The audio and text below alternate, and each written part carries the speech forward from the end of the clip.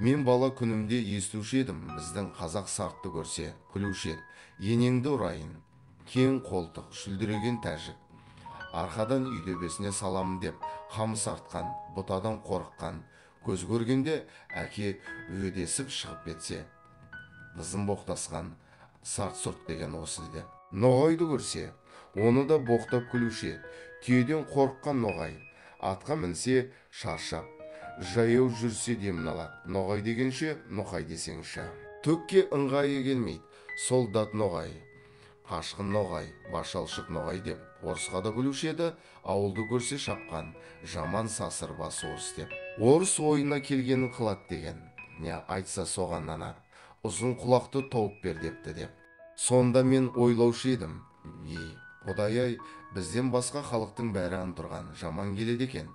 Ең тәуір халық біз екенбіз деп, әлгі айтылмыш сөздерді бір үлкен қызық көріп, қуанып күлуші едім.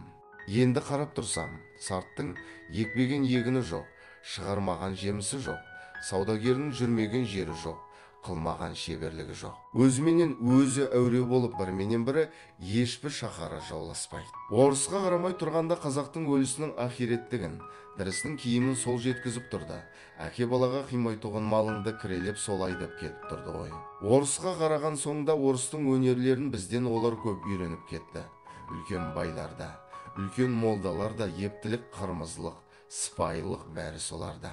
Ноғайға қарасам солдаттыққа да шыдайды, кедейлікке де шыдайды, қазаға да шыдайды молда, медресе сақтап дін күтуге де шыдайды.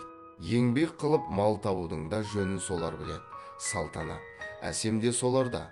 Оның малдыларына, құзғын тамағымыз үшін біріміз жалшы, біріміз қош алушымыз.